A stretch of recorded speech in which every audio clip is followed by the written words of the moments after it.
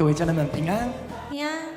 使徒行传5章38到39节说，他们所谋所为，若是出于人，必要败坏；若是出于上帝，你们就不能败坏他们。是的，主耶稣，在你没有难成的事。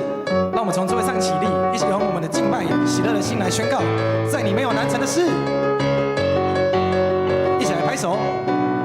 芥菜种的信心，可以将大山挪开。相信神的应许，可以跨越困难。信心的祷告，神都听见。大声地宣告，勇敢向前。在你没有难成的事。软弱和忧虑中，你不曾放弃我。你的应许，无论有多少，在基督里都是 Amen。芥菜种的信心，可以将大山挪开。相信神的应许，可以跨越困难。信心的祷告，神都听见。大声地宣告，勇敢向前。在你没有难成的事，软弱和忧虑中，你不曾放弃我。你的应许，无论有多少。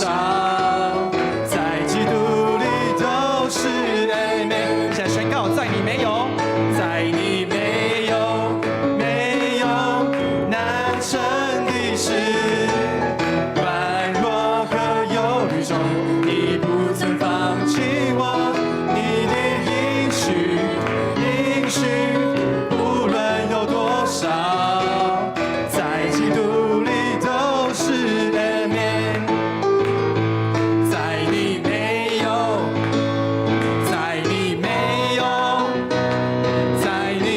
有难成的事，软弱和忧虑中，你不曾放弃我。你的应许，不论有多少，在基督里都是 Amen。主啊，你的应许，无论有多少，在基督里都是 Amen。一起来称谢他，都是 Amen， 都是 Amen， 都是 Amen， 都是 Amen， 都是 Amen， 都是 Amen， 都是 Amen， 都是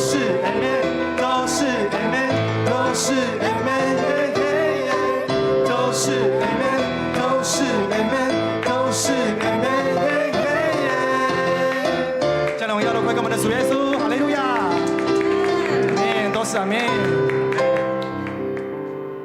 亲爱的主耶稣，主啊，你是世界之光，配得我们全人全心的赞美。主啊，我们来到你的圣殿当中，要来高举耶稣基督的名。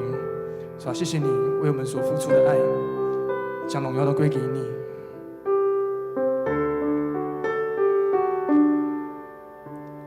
耶稣，世界的盼望。唯一的真光，照亮一切黑暗。耶稣，道路、真理和生命，配得至圣尊荣到永远。万国万民起来敬拜。圣洁的光中，高举耶稣基督的名，天上地下起来敬拜，愿荣耀都归你，愿荣耀都归你，愿荣耀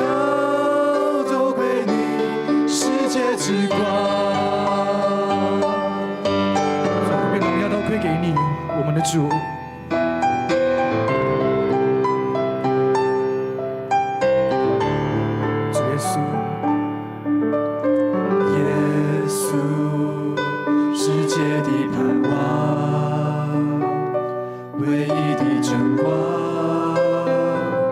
照亮一切黑暗。耶稣，道路真理和生命，配得至圣尊荣到永远。一起来举起手来敬拜他。万国万民起来敬拜，在圣洁的光中，高举耶稣基督的名，天上地下起来敬拜，愿荣耀都给你，愿荣耀都归你，愿荣耀都归你，世界之光。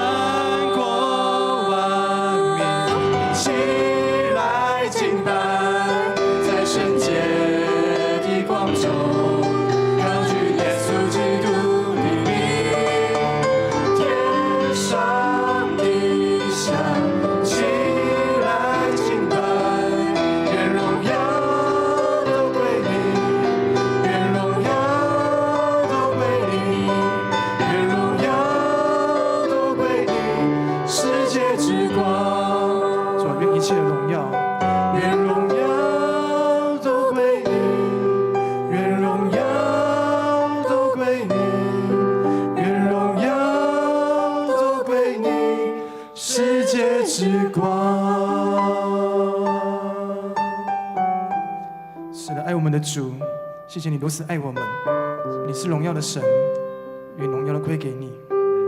主啊，主啊，你说压伤的芦苇你不折断，将残的灯火你也不吹熄。谢谢你的慈爱彰显在我们生命中，谢谢你垂听我们在你面前的敬拜，这是我们的祷告，要如心相信给你。谢谢主，我们的祷告是奉你的名求，阿们。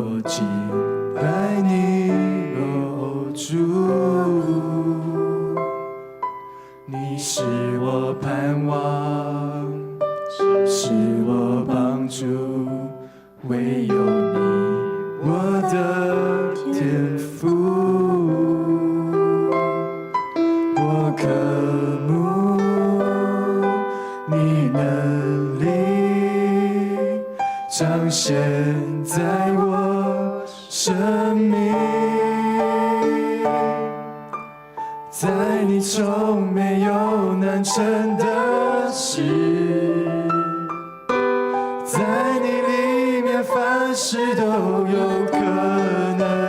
耶稣，在你从没有难成的事，因为我全心信靠你，我的主。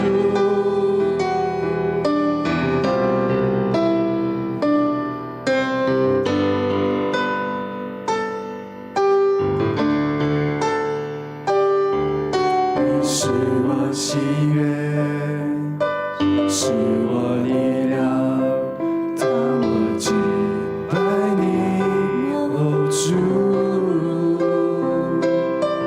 你是我盼望，是我帮助，唯有你，我的天父。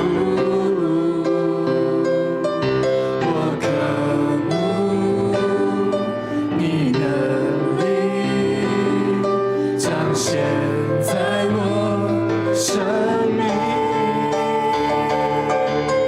在你从没有难成的事，在你里面凡事都有可能。耶稣，在你从没有难成的事，因为我全心信靠你，我的主。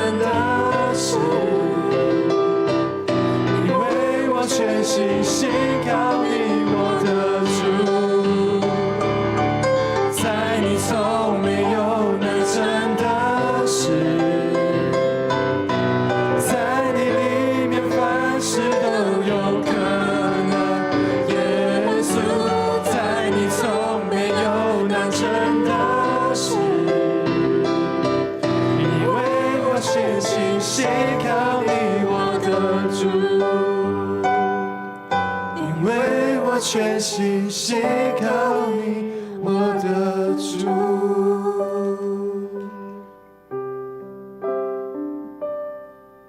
是的，天父上帝，在你绝没有难成的事情。你是使无变为有，使水变为酒。你是在沙漠里面，在旷野当中开道路，在沙漠中开江河的神。主啊，我们要来敬拜你，用我们的心灵和诚实来亲近你，让我们更加知道你爱我们，你照我们，你也掌管我们的一生。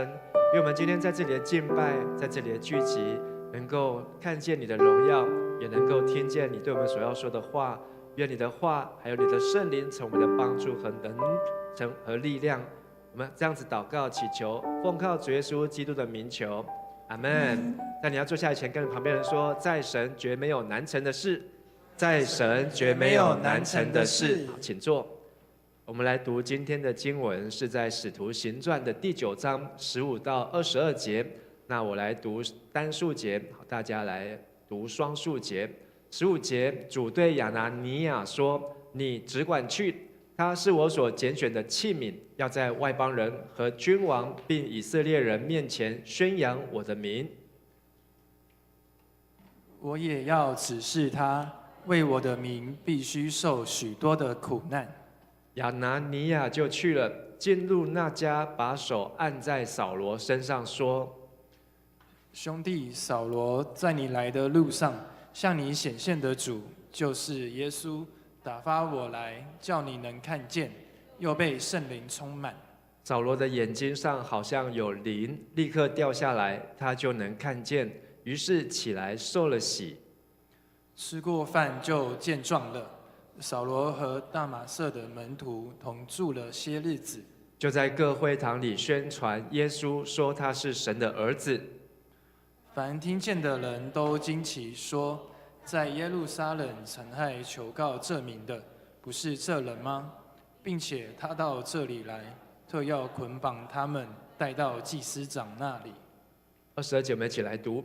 但扫罗越发有能力，驳倒住大马色的犹太人，证明耶稣是基督。在上个礼拜，我们透过《使徒行传》来分享到五旬节圣灵降临，而我们要接受圣灵的洗礼，而圣灵降临也是教会的诞生，教会的生日。所以在将近2000年前的五旬节，那教会呢就在五旬节的时候来诞生。而教会的诞生呢，有很重要的事情，这就是42节。那一天呢，教会有洗礼，有3000个人受洗。42节，我们一起来读：他们专心向使徒们领教，参加团契生活，分享爱宴，一起祷告。这就是教会。教会开始在做什么呢？4件事情。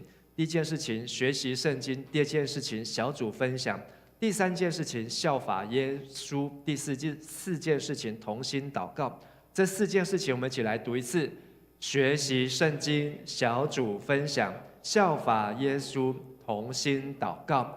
有这4件事情，就是一个教会的雏形。即便没有礼拜堂，即便没有牧师，即便没有长老执事，但是当一群人聚在一起读神的话，能够分享生命，能够学像耶稣的生命，能够一起在圣灵当中同心的祷告，那就是教会的雏形，就是教会的开始。所以上个礼拜我们讲到五旬节是圣灵降临节，赐给人有4件的礼物。第一件是什么呢？圣灵所赐的口才可以做什么？后面的请大家来读。第二个礼物是圣灵所赐的重生，可以很好。第3是圣灵所赐的权柄，让我们。最后是圣灵所赐的职分。所以圣灵五旬节，圣灵降临，赐下我们口才、重生、权柄、职分，让我们能够在教会当中知道我们要读经、祷告、分享、聚会、敬拜。而这一切的焦点 focus 不是在人的身上，而是在上帝的作为，在上帝所要彰显的事情的身上。所以今天牧师要继续来跟大家分享，当我们在教会当中，教会有这么多的大大小小的事情，有这么多的忙碌的事情。今天下午我们有预备夏令营，所以有这些同工的聚集，那花了很多的时间，很多的精神力气。但是呢，这些事情每一个都很重要，但是最重要的是要来教会应当要抓住什么？不可以少的是什么呢？目前在世界上这个基督徒人数最多的国家呢，是在非洲的奈及利亚。奈及利亚呢，它不仅是非洲人口最多的国家，它的人口有2亿人将近是台湾的10倍。而这个奈及利亚呢，也是世界上基督徒人口最多的国家之一，还有也是穆斯林，就是伊斯兰教人口最多的国家之一。2亿人当中呢，有1亿多的人是穆斯林，有将近1亿的人呢是基督徒。但是呢，这基督徒呢是在过去的这几十年当中，不到50年当中成长得非常的快速所以现在呢，在奈及利亚，我们看到很多的大型的教会，看到很多的基督徒，那他们呢都在这短短的几十年当中，爆炸性的增长还有复兴，让我们不禁好奇，到底奈及利亚发生什么事情？为什么奈及利亚传福音能够这么快带领人这么多的人来信主来归向耶稣呢？我相信对我们来讲，传福音简单还是不困难？传福音简单困难？困难。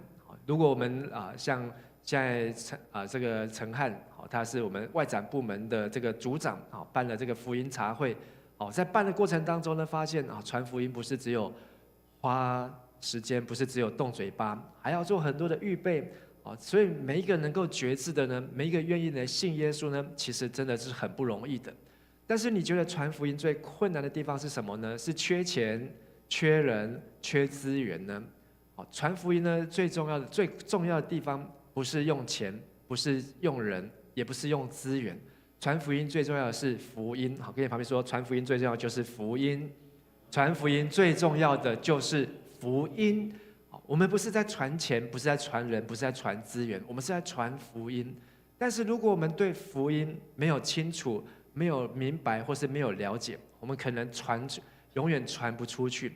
就好像你吃了一碗你觉得很好吃的牛肉面，但是如果你只有听说这家的牛肉面很好吃，你从网络上面看到这个牛肉面的评价，哇，有5颗星，然后这个牛肉面的师傅有多厉害，好，然后他的熬汤好熬了多久的时间，但是你从来没有吃过，你可能可以怎样，到处跟人家讲，哇，这一家的牛肉面多好吃，多好吃，多好吃，但是你都没有吃过，这种你最后呢，你自己也没有办法说服你自己到底有多好吃，因为只是活在你的想象，在你的头脑当中，你的舌头、你的味觉从来没有去吃到那家的牛肉面。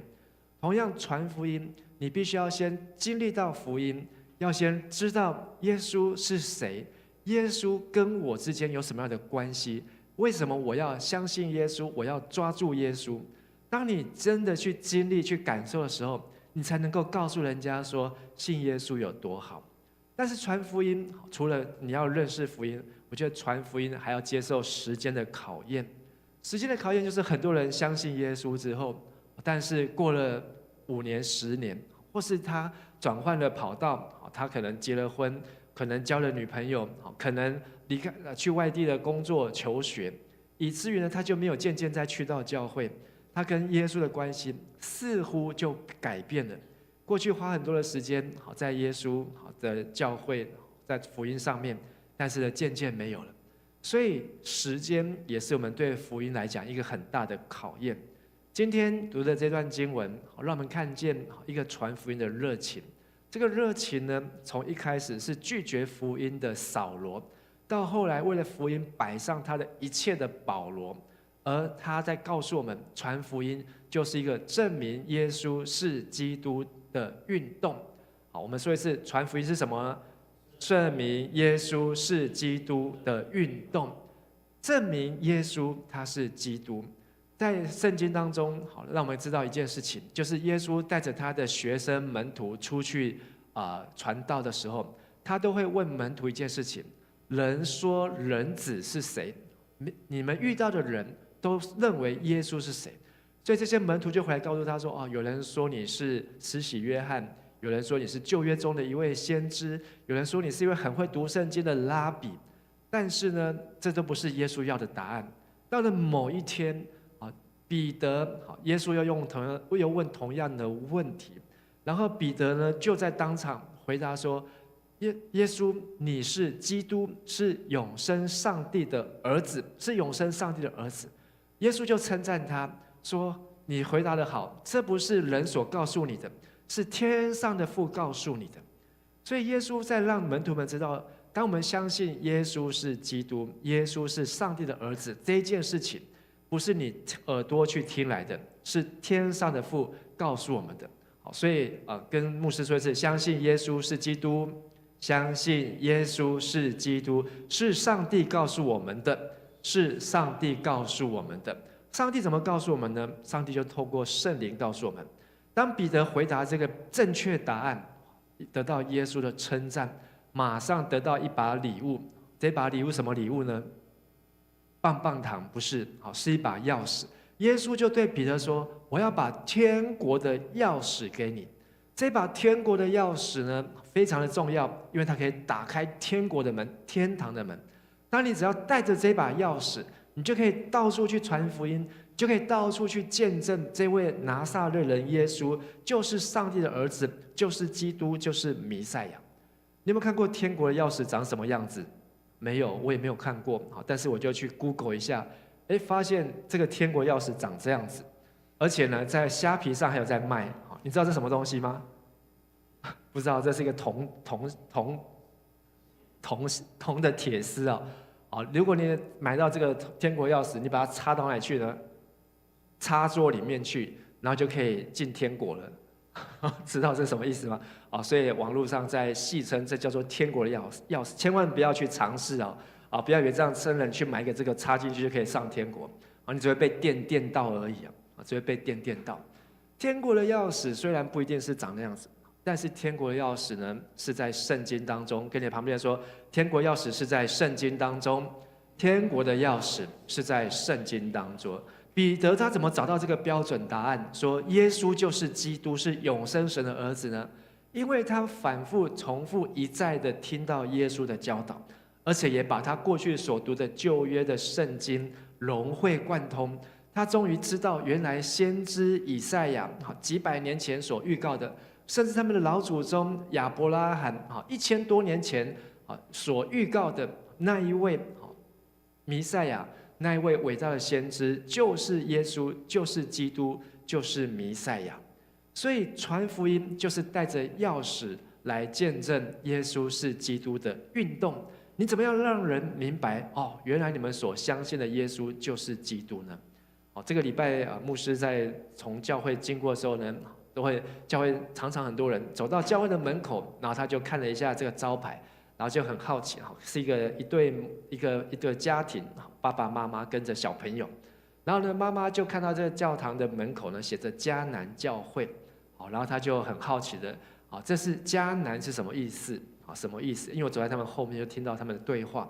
那这爸爸说就是教会，他说我知道是教会，但是迦南是什么意思？所以有的人呢，他可能听到了教会，可是他对这个迦南就会想要一个概念。有时候你告诉人来信耶稣，好像对很多人来讲，耶稣是一个很简单、很容易回答的事情。但是很多人没有听过耶稣，就如同没有听过迦南，他不晓得原来迦南就是圣经所说的那个迦南地，就是他们要出埃及进入迦南美地那个应许、那个得救的地方。耶稣是基督，在使徒行传当中，让我们有看到4种的人、4种对象来做证明。一个是在使徒行传22章36节，我们上个礼拜有读我们这礼拜再来读一次，请。你们钉在十字架上的这位耶稣，神已经立他为主为基督了。这是五旬节那一天，圣灵降临，彼得向众人在讲道的时候，他跟他们来介绍这位耶稣。这一群听的对象是谁呢？这一群是一个非常敬虔的犹太人，他们每逢过节的时候，一定都会大老远的跑来耶路撒冷的圣殿，然后来献礼物给上帝。而他们就在那个五旬节，就是收获节的那个场合当中呢，听到了彼得的讲道。所以彼得向这一群敬虔的犹太人来证明，这位耶稣虽然已经被你们杀害，死在十字架上，但是上帝已经让他复活升天，在上帝的右边，甚至让他成为主基督。所以圣灵才把这件事情带下来让我们知道，所以才会有五旬节那一天的圣灵充满。而第二批人呢，是在5章42节，我们一起来读：每日在圣殿家里不住教导人，传耶稣是基督的福音。这一群人又是谁呢？这一群人呢，是到圣殿里面的敬虔的犹太人，还有呢这些敬虔犹太人的家人。意思就是说，原来福音呢，只有在这群很敬虔的人身上，但是呢，在圣殿，那是在圣殿，但是呢，现在他们也到家里去，到每一个人的家里面去，跟谁？跟家中的人来传福音，教导他们认识耶稣是基督，认识耶稣是基督。所以我们现在在传福音呢，其实最容易的就是跟你的家人来介绍、来分享。在我们台湾的教会当中，这几年来，有一个幸福小组。这幸福小组呢，运用的非常好呢，就是从高雄的福气教会，那他们学习到这一套的传福音的方法之后呢，哇，他们教会爆炸性的成长，很快就破千，然后呢还开拓了很多的教会，甚至他们也把他们的方法很大方的跟各教会来分享。他们幸福小组呢的 SOP 怎么样跟家里面的人来传福音呢？跟你身边的好朋友来传福音呢？一个就是你要预备，这是他们聚会的内容。然后呢要花时间来预备，不是开始之后才来，一定要花30分钟到60分钟。所以聚会前呢，不是6点聚会，然后6点才来，而是他们前30分钟，甚至更早，5点就来，提早1个小时花预备，为了一次的聚会。接着会有10分钟的破冰，然后呢会有10分钟的敬拜，会有20分钟大家一起的祷告。然后呢，会有20分钟，25到25分钟的信息。接着呢，会让大家来分享见证15分钟。后面呢，就是大家可以放松、交谊，然后可以分享的时间。然后结束之后呢，他们还要再做检讨。检讨之后呢，他们才是他们的弹性时间，赠送礼物。他们抓住了一个要点，就是他们要传福音，就是要让人感动，让人感动。我们说一次。传福音要让人感动，所以我们今年的这个福音茶会，就是做了很多预备的工作，就是要让这些被邀请的人，你不是路边随随便便就把你找来的，你也不是我突然找不到人，最后不得已只好叫你来冲人数的，不是，你是我们的 best， 是我们特别用心花时间花祷告的这个力气，你才能够才来到教会，才来到这个地方，这是一个用心的过程。所以呢，当他们知道说，哇，你就是这个 VIP， 就是这个 best， 所以当他们知道，哇，原来不是只有来到教会，而是上帝借着耶稣把他们带来教会，他们都非常的感动。所以传福音是证明耶稣是基督，对象呢是除了基督徒，还有基督徒身边的家人、身边的朋友、身边的同学和弟兄和姐妹，而这是在传福音，也是我们现阶段传福音常常看到的。但是第3个传福音，我们继续再看，下一个阶段是第8章的4到5节，我们一起来读。那些分散的人往各地去传福音的道，向当地人宣讲基督。我们看到传福音的第3个层次，不是只有在跟家人在圣殿当中，而是分散。怎么原因分散呢？原来是教会受到迫害。如果我们读这个使徒行传，今天就读到了第8章。第8章的这一段呢，就讲到教会本来是一个爆炸性的复兴增长，但是呢，这个增长呢，却因为有人抵挡耶稣，拒绝相信耶稣，而教会呢就受到迫害。可是他们受到迫害，他们反而分散出去，把福音带到更远的地方，跟不同的人。而这一群的对象是谁呢？这一群的对象是跟他们一直以来，好几百年以来，大概600年来关系都不好的撒玛利亚人。撒玛利亚人，他们本来没有想要跟他传福音，本来没有想要跟他们介绍耶稣，但是因为他们没有办法待在耶路撒冷，没有办法待在犹太，所以他们被迫必须要出去，甚至有人就去到了撒玛利亚，去那边就不会被关，去那边就不会被人家用石头打死，所以他们就在那边停下来。停下来之后呢，他们发现这里的人没有听过耶稣，所以他们就来跟他分享福音。撒玛利亚和犹太其实是相连的区域，可是他们因为数百年来的这个政治的关系、宗教的关系、血缘的关系，他们变成关系上非常的不好，以至于呢，耶稣呢，他们常常要从加利利更北边的加利利，要到南边的耶路撒冷，都刻意的绕道，不会走紫色这个地方，都会从边边的约旦河谷穿过，不相往来。但是呢，当他们有圣灵充满，开始传福音，他们也去找那些跟他们关系不好的人，去跟他们来传福音。所以呢，我们今天读到《使徒行传》第8章，读到了腓利，或是腓利。这个腓利呢，他就到撒玛利亚，在那边用了很多的神迹奇事，让这一群从来没有读圣经，或是没有好好到耶路撒冷的圣殿，他们也没有机会去到教会，就是去圣殿敬拜。可是呢，腓利却在那边用神迹奇事带领他们来相信耶稣。而第4个就是我们今天读的经文9章22节，我们再读一次。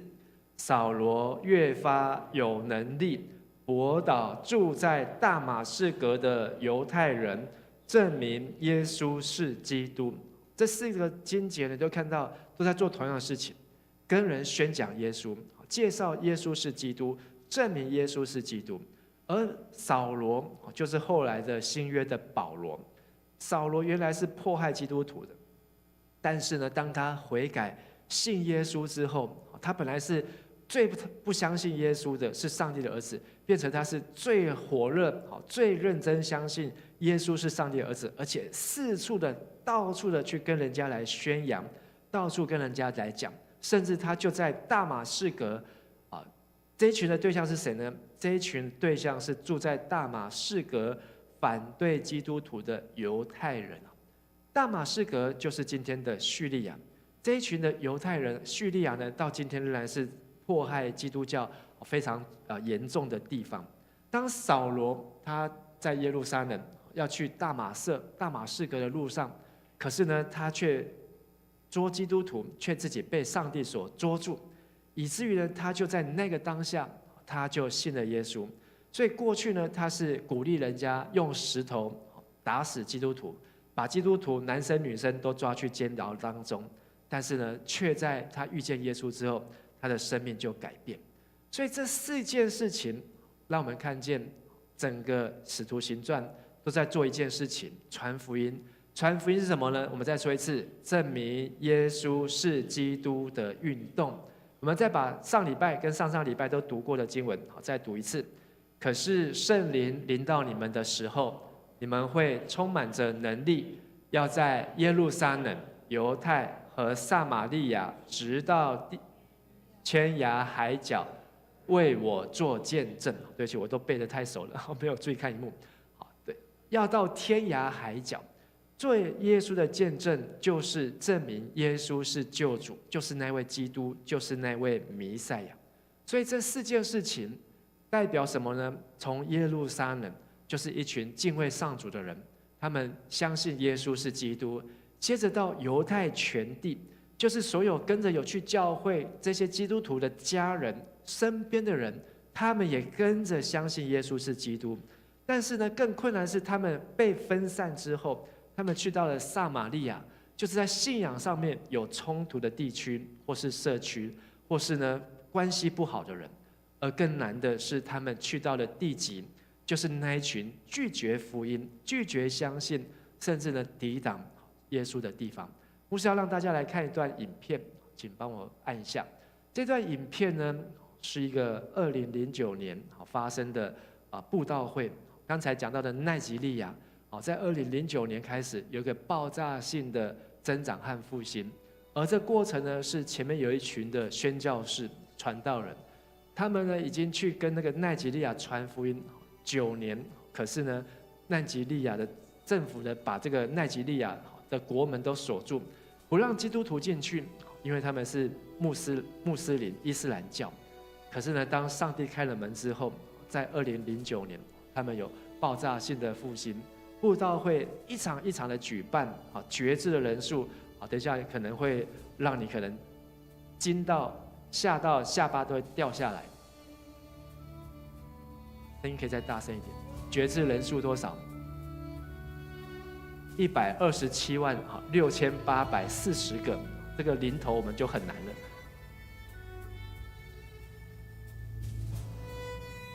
这是所有在奈及利亚这个国家，他们为这个国家祷告了9年，终于上帝开了门，他们可以进去传福音，到不同的城市。不同的人，这么多人疯狂的想要接受耶稣，想要认识耶稣。他们听过耶稣，但是他们知道耶稣可以成为他们的救主。犹拉决志人数140万，这个是有影片为证，这不是 AI 做出来的。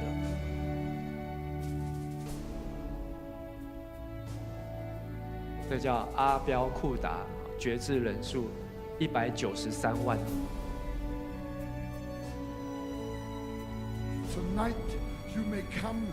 这个布道家是个德国人，他本来是一个非常保守的牧师，信义会的牧师，但是当他被圣灵更新之后，他成为一个非常有 power、有能力的布道家，到处的去布道。那他所带领的布道团队呢，就到为了奈及利亚祷告很久。相信这个布道家叫做布永康，他已经蒙主恩召，好像3、4年前。但是呢，上帝给他的使命就是为这个国家来祷告，让这个国家的门可以打开，好，让这个国家呢，人口在非洲最多人口的国家，可以成为非洲的祝福。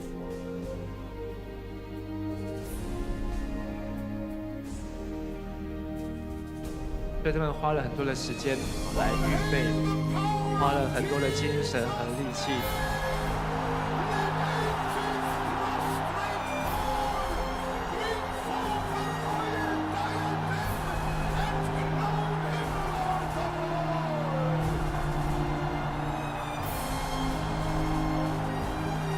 阿杜伊奇体。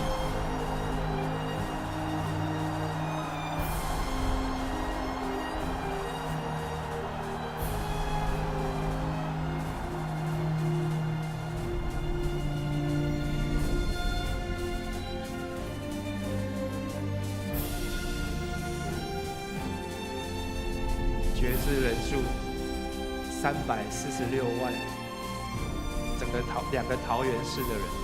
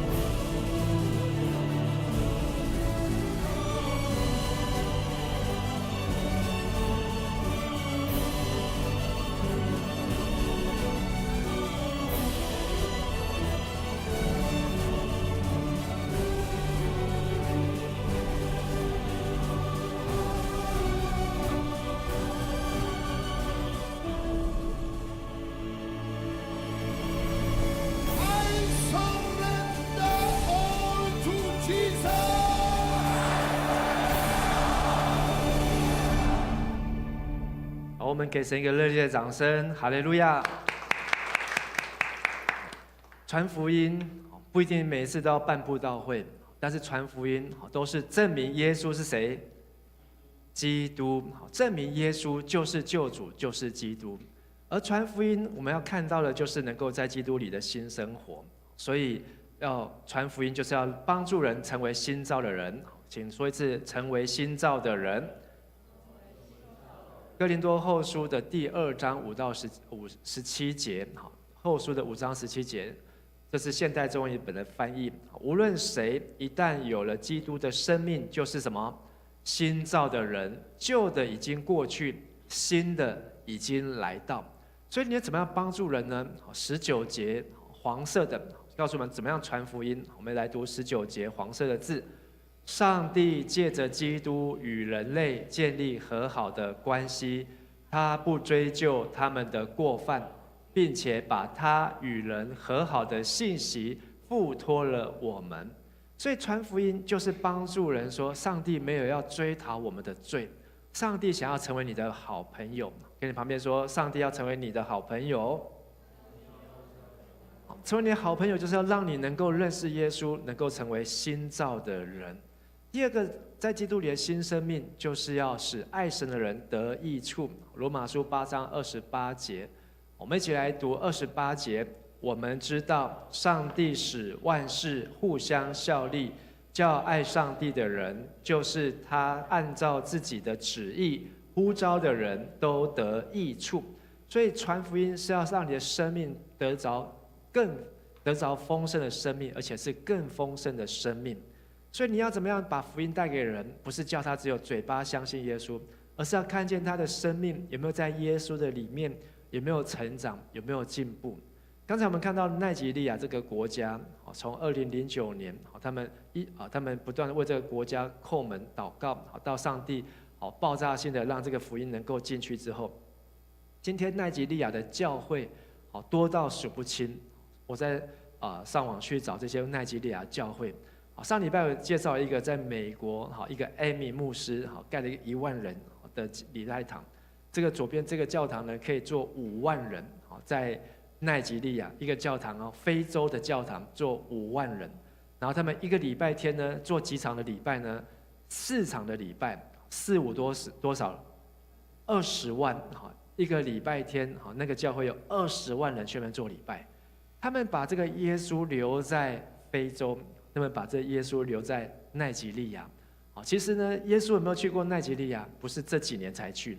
如果你明天早上起来读《使徒行传》，你会发现，早在《使徒行传》第8章，福音就跟着腓利的脚中，透过一个这个伊索比亚的太监黑人，就把福音带回去到了非洲，传。所以非洲早就2000年前，《使徒行传》第8章就已经比我们中国华人这个亚洲还要早就有这个福音传到了非洲去了。所以右边这个照片呢，更厉害更猛了。他们的这个礼拜堂呢，都大到一个没有这个角落。他们呢，这个所有的他们是分散，但是每个教堂都很大。他们所有的教堂呢，这间教会呢叫做RCCG 教会。他们所有的教会呢，串联起来呢，可以做300万人，300万人。所以不在不同的城市，但是他们可以每个礼拜。所以你刚刚看到那个影片当中，耶稣所传的福音，真的就在奈及利亚来扎根。所以他们现在奈及利亚最好的学校，不是政府的学校，是教会办的大学。现在是奈及利亚最好的大学。早期呢，在台湾也是这样。台湾最好的学校，就是教会办的神学院，牛津学堂。这个淡江的真理大学，然后南部的是台南神学院。但是后来教会呢，没有继续的能够把这样子的祝福呢，其实也是分散到更多的地方去，那也是一件好事。但是呢，现在非洲好像在看到100多年前的台湾一样，都所有的这些的资源都是跟着教会来进去，因为非洲的战争很多。而这个台湾的报纸呢，就去采访、去报道、去访问了一位奈及利亚的牧师，叫做伊美，有没有听过？不是那个医美的那个医美，这个伊美，他呢30年前就来到台湾。我呢20几年前神学院毕业，到台南乡下的时候留言的时候，就遇过他好几次，因为他就去到台南的这个东河，他就那边。然后呢，他是一个人，他说他是奈及利亚来的宣教师，他已经是个牧师。那时候他还瘦瘦的，没有像现在这么胖。然后那时候他还很年轻，但是比这张照片我已经帮他调了亮一点，所以你才可以看到他另外一半的脸。我看到他印象中好黑哦。然后呢，可是呢，我去参加他的聚会，那天聚会早上不知道是8点还是9点开始，我也是提早到。可是呢，我去到那个礼拜堂，就还没到礼拜堂里面，就听到里面有在祷告的声音，哇，好像很多人就在里面祷告。然后呢，很讶异，我已经很早来了，可是里面怎么这么多人就在祷告？进去礼拜堂一看，伊美牧师一个人跪在礼拜堂里面，跪在那边祷告，一个人。可是他祷告的声音，感觉好像里面有几十个人在祷告的声音。那这个伊美牧师呢，他20几年前我认识他的时候，他就来讲道，他也是讲圣经，他讲的道的内容都很简单，就在讲耶稣的这个神迹和奇事。但是呢，他也为很多的病人来祷告，甚至呢有一段让我这个一辈子难忘，就是这伊美牧师，因为邀请了附近的教会的牧师、传道人都来参加，然后呢他就祷告呢，就为一个牧师，这个女牧师我认识啊，说请这个女牧师上台来祷告，请这个女牧师上台。这个女牧师呢，她就很紧张的上台，然后呢，这个伊美牧师就拿着她手上的圣经，请这个女牧师说：“你把你的手放在这个圣经上面，就这样简单做个动作。”陈汉来示范一次，他就请那个女牧师上台，然后呢，把手放在圣经上面。他没有什么反应，可是呢，那个女牧师一上台，她手一摸到那个圣经，她就尖叫，她就大声的尖叫，然后就开始被圣灵充满，就感动。这是那时候我当传道的时候看到。但是呢，现在这个伊美牧师呢，他还是在奈及利亚、台湾，常常而且他都固定在台南，常常在传福音。那他呢，教会的报纸去采访他，说奈及利亚能够复兴这么多年，而且越来越复兴的关键是什么？这个伊美牧师说，第一个就是要有神话语的能力，千万不能离开圣经。所以伊美牧师他强调，这个我们教会要复兴，要有神话语的能力。第二个呢，就是要祷告，要时常要祷告。这伊美牧师说，这个祷告呢，不是只有5分钟、10分钟的祷告。他说他们的祷告都怎样？这样子起跳的，这样是几分钟？50分钟，再多，这样5个小时。对，他说他们的祷告都是5个小时起跳的。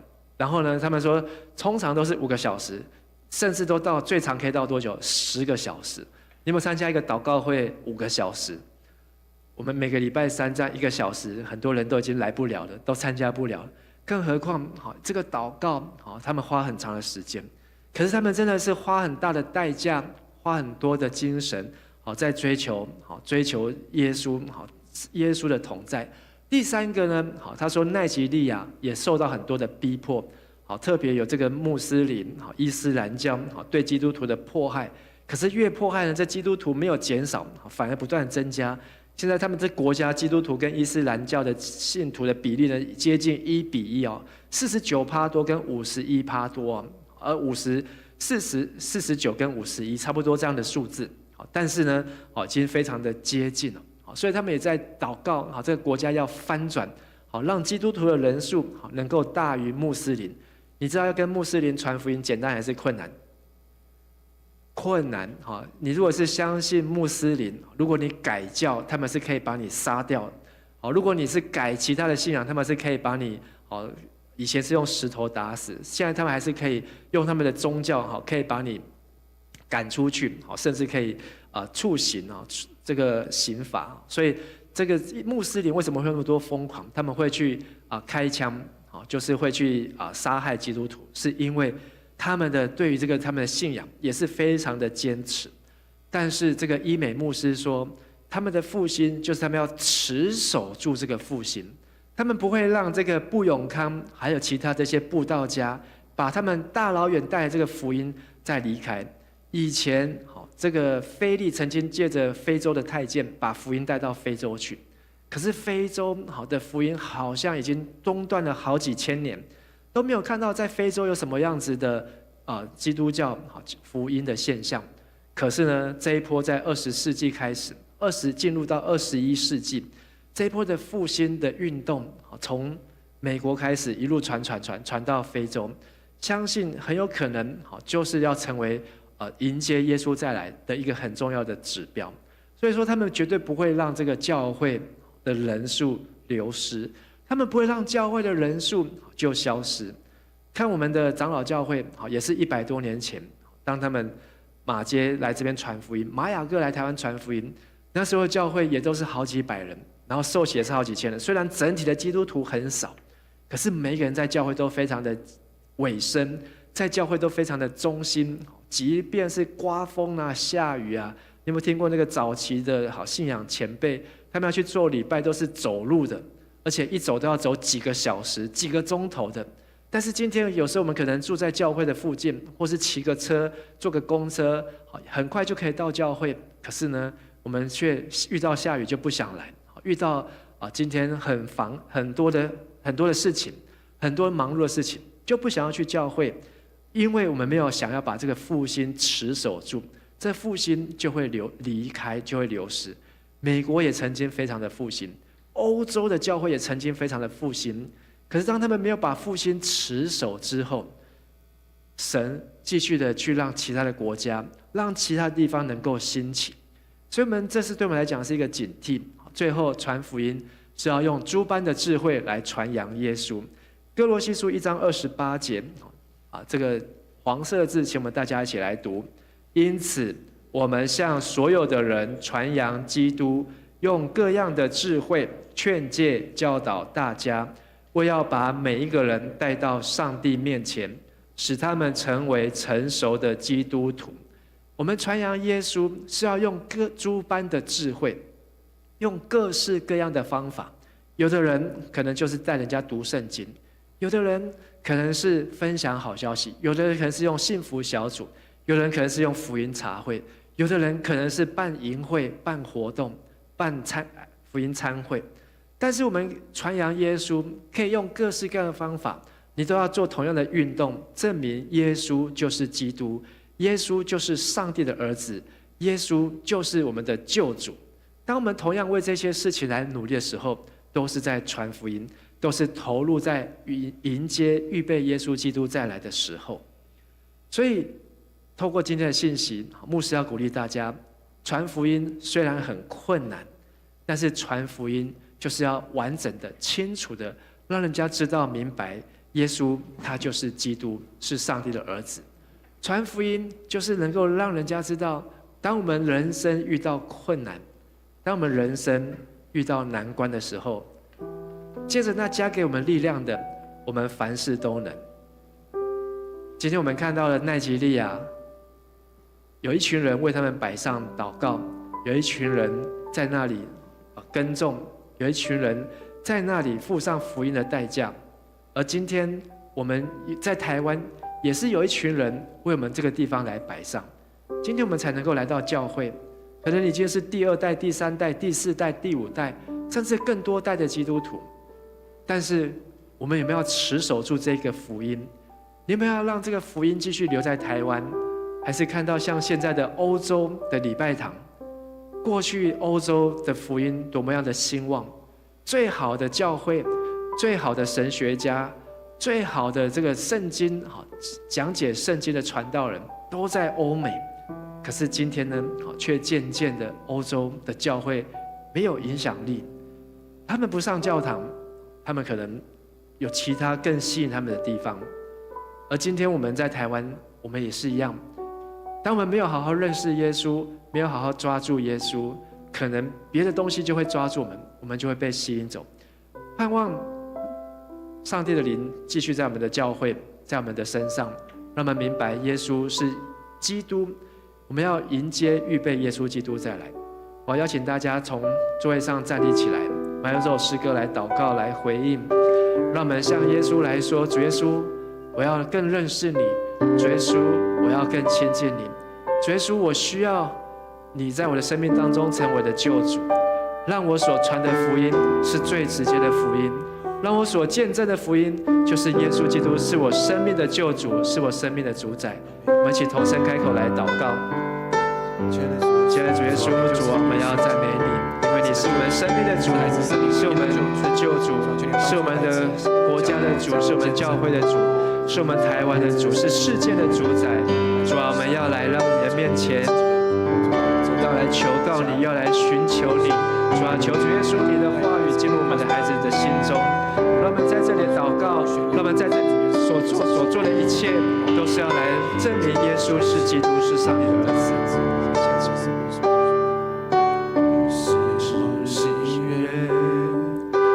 是我力量，当我敬拜你，哦主，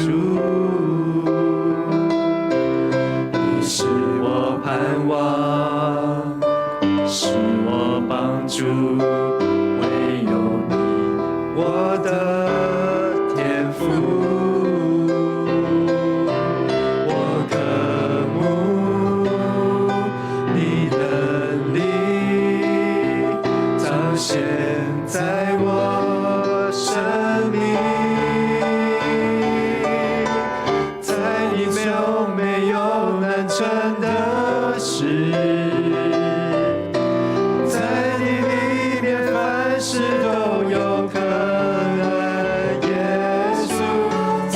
你从没有难成的事，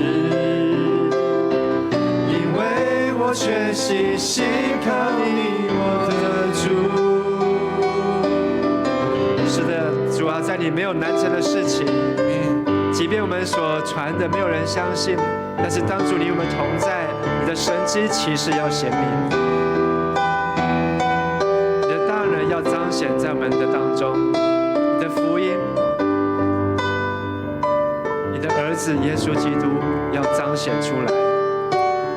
是我喜悦，是我力量，当我敬拜你，哦主。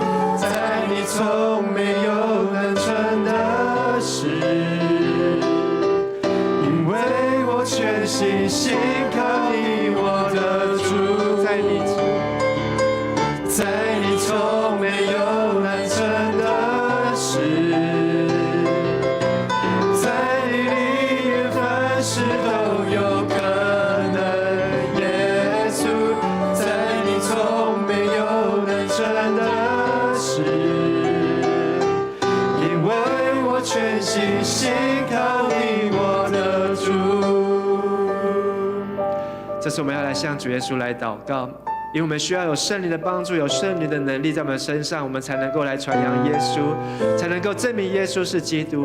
让我们的祷告不是安安静静，或是让我们的祷告不是只有默默的祷告。我们当圣灵临到在我们身上的时候，我们就会得着能力。我们会从耶路撒冷、犹太全地、撒玛利亚直到地极，我们都要来开口颂扬上帝的作为，我们都要来开口来见证上帝的同在。让我们一起同声开口来向主耶稣来祷告。亲爱的天父上帝，这个时候我们要来向主来祷告，求你的圣灵充满在我们每位弟兄姐妹，在每个孩子的身上，愿你圣灵的大能浇灌下来。主要让我们祷告，主要不是靠着我们自己的力量，而是依靠圣灵的帮助。我们祷告是来寻求你的面，寻求你的能力。愿你的祷告的火点燃，充满在我们每一位年轻人，在每个孩子的生命当中。主要让我们遇见你。今天晚上是耶稣你要再次来造访我们的时候，你在这个地方，主要你已经造访这台湾的地区的年轻人，你已经造访我们，你要再一次来复兴我们，求你复兴我们，主要让我们能够点燃圣灵的火焰，圣灵的大能，让我们能够带着圣灵的能力来与人来分享，见证耶稣是基督。哈利路亚！在你腿有能让成的事，在你里面凡事都有可能。耶稣，在你从没有难成的事，因为我全心信靠你，我的主。在你从没有，在你从没有难成的事，在你里面凡事都有可能。耶稣，在你从没有难成的事，因为我全心信靠你，我的主。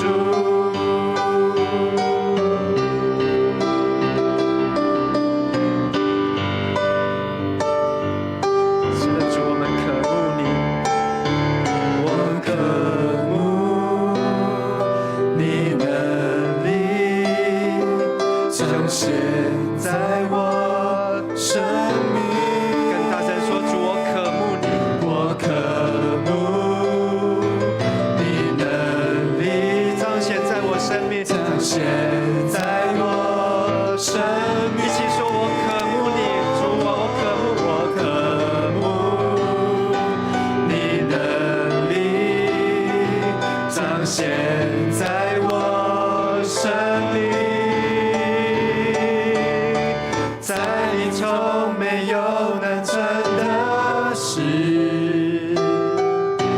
在你里面凡事都有可能。耶稣，在你从没有难成的事，因为我全心信靠你，我的主。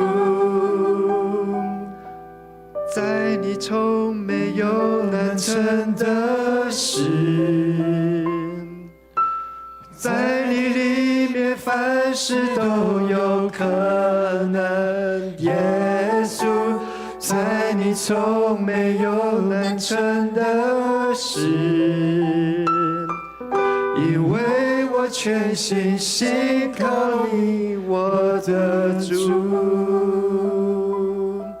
是的，天父上帝，当你的圣灵临到我们的时候，我们就要得着能力，从迦南教会到桃园市，到台湾各地，甚至天涯海角，都要为耶稣来做见证。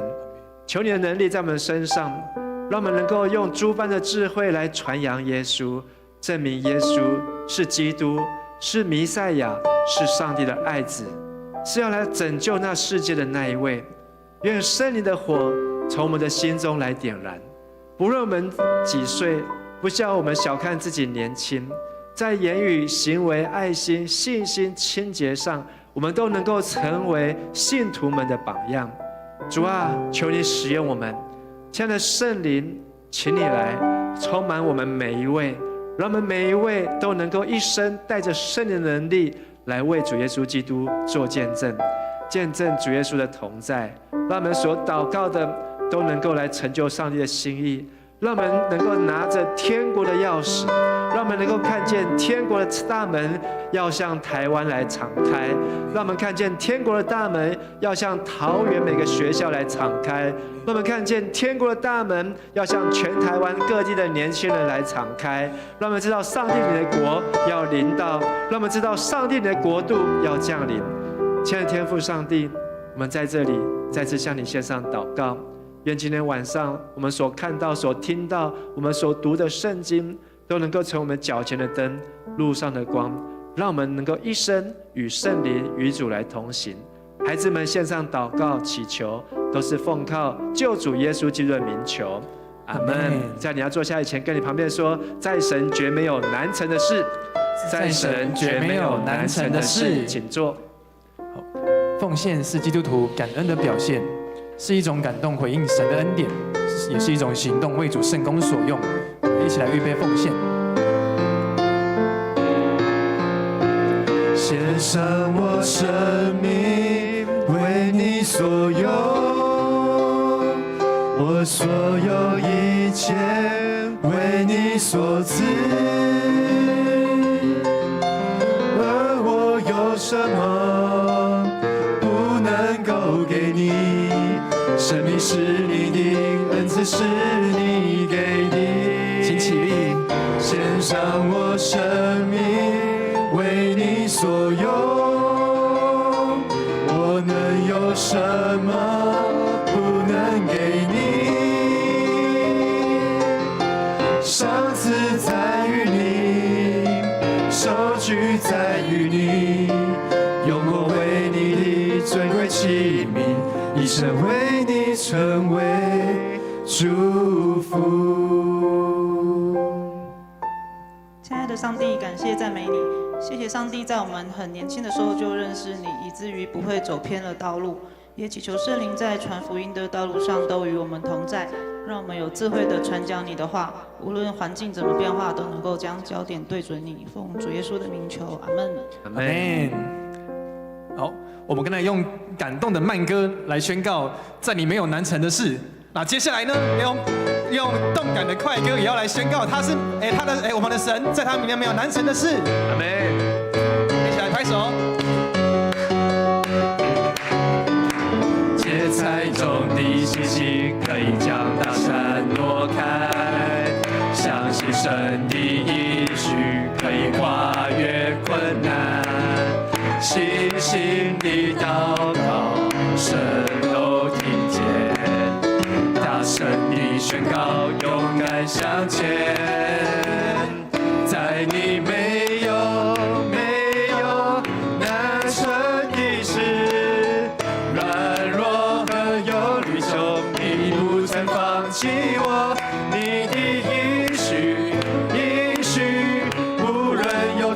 少，在基督里都是我们。芥菜种的信心可以将大山挪开，相信神的应许可以跨越困难，细心的祷告，神都听见，大声地宣告，勇敢向前，在你没有难成的事，软弱和忧虑中，你不曾放弃我，你的应许，无论有多少，在基督里都是给们。在你没有，在你没有，在你没有，在你没有难成的事，软弱和忧虑中，你不曾放弃我，你的应许，无论有多少，在基督里都是给们。你的应许，无论有多少，在基督里都是给们。都是 amen， 都是 amen， 都是 amen， 都是 amen， 都是 amen， 都是 amen， 都是 amen， 都是 amen， 都是 amen， 都是 amen， 都是 amen， 都是 amen。拍掌把荣耀归给耶稣，哈利路亚，哈利路亚，哈利路亚，再次拍掌把荣耀归给耶稣，哈利路亚。亲爱的耶稣，我们赞美你，因为你是全世界唯一、天上地下唯一配得赞美的那一位。我们要用我们的心灵诚实，用我们的生命来赞美你。当我们能够来到你的面前，都是一个恩典的时刻。我们一生能够服侍你，更是上帝你的恩召与上帝你的选召与恩赐。愿主耶稣基督的恩惠、天父上帝的慈爱、圣灵的帮助与感动与你们众人同在，使你们领受圣灵的能力，能够为耶稣基督做见证，从今时直到永永远远。阿门！再次拍掌，把荣耀归给神。哈利路亚！阿门。各位弟兄姐妹，请坐。好，跟你左右两边的人说，在神没有难成的事，在神没有难成的事。好，大家好，我是陈汉，大家要消息报告的时间。好，那我们今天有一位新朋友哦，是允杰带来的。允杰的朋友叫做朱席爱儿，他是淡江高中2年级的同学。可以邀请你起立，我们一起来欢迎你。好，欢迎你来到迦南。好，请坐。好，一次欢迎，永远欢迎。好，那接下来就是消息，还有2位哦，何谦何谦跟威霆，好久不见。好，欢迎你们来。还有盛义，对，这样子很少来周6哦，这是。平常都是去主日的，所以因为夏令营嘛，来到周6，好，也是欢迎你。好，那我们第一个报告是总会事工奉献主日，在明天，然后，不是，帮我换成大的。好，对，那可以再介绍一次，明天本主日是总会事工奉献主日。然后就是欢迎大家，就是可以一起关心代祷与奉献。好，那第二个是社教60周年的奉献。我们现在走去那个49号1楼那个门口啊，就会看到那个背景不一样。对，就是有一个目标，就是我们有个奉献目标是要200万元，然后从即日起开始，然后可以登记认献，然后每一个认献就是单位5000元整，然后就是可以比如说找自己的家人，然后一起来完成这个奉献。好，那第3个本会的报告是。核心同工事工研讨会，然后在6月底29号的1点举办，然后我们会一起检讨今年度的事工，然后一起来规划明年的，所以请长职，然后区组长还有校长、队长都预备心出席。好，那第4个，这个很重要，就是我们前阵子有报告的，就是领袖高峰会在8月6号跟17号。对，那这是桃园嘉南场已经正式开放报名，然后有在籍的会友，然后我们有全勤奖金的补助500元，然后就是请大家就是热烈报名，然后在7月30前完成，或是额满就截止喽。周报有加页。哦，周报哦，啊对，大家可以去领取周报，就是那个里面有一个蓝色的这个单张，就是就是比较有详细介绍，所以大家可以去拿周报，然后去参阅。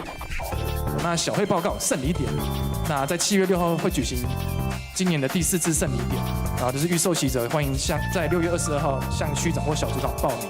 那有一个补充是，成人洗礼或是坚信礼，要先完成 A1 的助信造就课程才可以洗礼哦。好，那再来总务组的部分，好，就是爱餐暂停，因为教会主日的爱餐的服侍同工人力不足，然后经小会的决议，就是我们7、8月，就是目前是这2个月的爱餐会暂停，然后会持续的滚动式调整，所以大家再留意一下资讯。好，那敬拜部第3季的服饰表初稿已经张贴在教会1楼，然后请同工或是有在主日服侍的，就是去看，或是可以看那个赖群组那个电子版。好，那侍奉部门桌游教学，就是在上礼拜天有先进行桌游教学第1次，然后在明天也会再进行1次，然后1点在602教室，然后就是我们以前的可能都只玩拉密，但这次不一样哦，就是还有3个格格不入、招了个高跟、做灰来奋斗，对，有这3个，老师欢迎大家来参加。那就是这个桌游教学呢，就是你除了报名之外呢，我们也非常欢迎就是找志工，或是你可以一起来办这个活动。那有志工的，如果有志工要洽询的话，欢迎找总干事木璇。好，那第2个社区讲座，6月18号星期310点半到12点，然后主题讲座是常见的甲状腺疾病。对，然后是线上的讲座，然后一样可以看周报，有那个 Google Meet 的那个账号。好，那讲师是邱思翰医师，然后欢迎大家参加。好，牧养部，好，台语圣经朗读比赛，然后是由阿嘎美牧区主办的，然后时间是6月30号，不是比赛日期是7月20号，那个6月30号是截止的日期哦，所以快到了，所以大家要那个手脚要快。然后活动办法呢，或是可以详见1楼公布栏。那牧养部门第2个环岛之旅，啊，第3梯次报名到6月27号截止，然后请把握最后的9个名额的机会。好，那接下来呢，就是这个报告，我们要外请一个就是重量级嘉宾来跟大家介绍这个消息哦。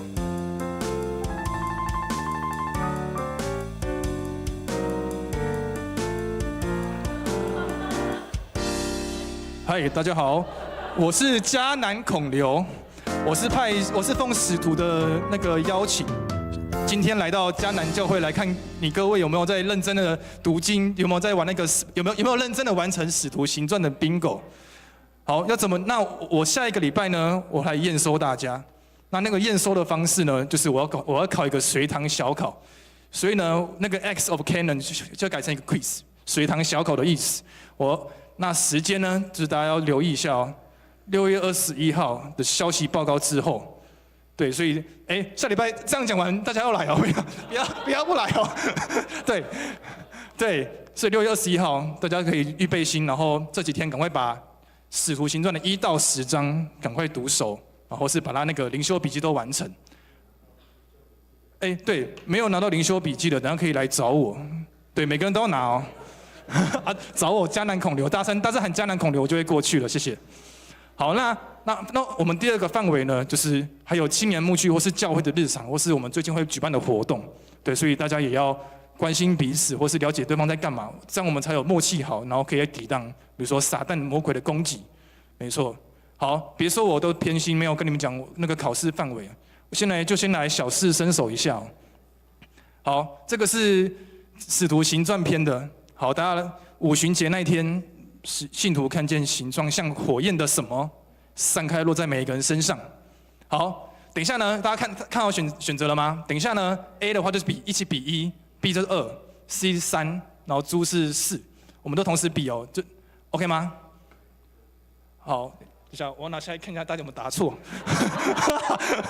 好，我数到3一起比哦，1、2、3。新宇，你有笔吗？好，很好，很好，大家都还知道，对，火焰像火焰的舌头，然后降临在每个使徒身上，然后他们就借着这个圣灵的那个充满，然后就可以出去传福音。好，看来不错。那来欢迎另外一个考题哦，就是青年牧区跟教会版的。好，今年是教会的第几周年？本堂的地址是中华路几号？新堂是几号 ？A 加 B 加 C 等于多少？大家算一下。好，还有吗？好，一样数到3，你就1、2、3、4哦。1、2、3。好，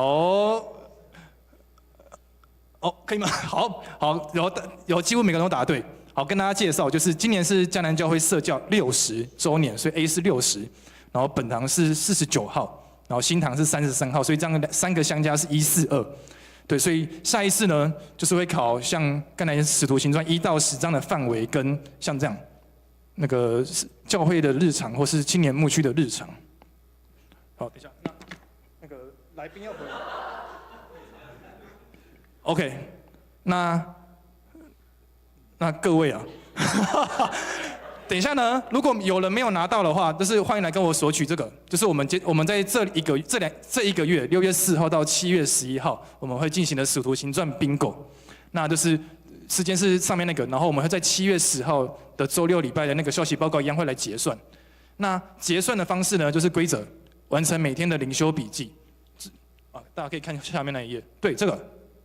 对，就是我们第一步跟我拿到之后呢，你要翻到最后一面，然后在你的中间格填上你自己的名字。那你其他格还有空白，对不对？那第二个就是邀请你的伙伴，不论是你的组员或是你的属灵同伴都可以，然后填上他的自己的名字。那开始之后呢，你们就要一起来督促完成 Step 2旁边的，完成里面的灵修笔记。那大家可以跟我一起念那个1到5嘛，我们一起就是照着这个做，然后就可以完成每一天的那个目标了。好，我们一起来用1，读经文、挑经句、写感受、今日事、今日毕。没错，就是透过这5个步骤，然后将自己灵修的过程，然后或是笔记感动写在每一格里面。对，然后我们到时候呢，就会看你有没有完成这几次，就是你这38天有没有完成。你有完成的话，就看最下面。你有完成的话，就可以在你的名字那个画一个圈，就是你成功了。那一个人，比如说我看到我自己，然后比如说我举例哦，牧宣也连线了，然后比如说牧师也连线了，那我就可以连成一条线的话，那我就完成一条线。那7月12号呢，我们就会看谁的线最多，我们就有精美的奖品。对，所以邀请大家一起在圣经共读当中，可以一起更多认识神。好，谢谢大家。好，那接下来呢，就是小组时间啦。然后是嘉兴小组在舞台左侧，然后 YC 小组在吧台旁空地。好，开始小组。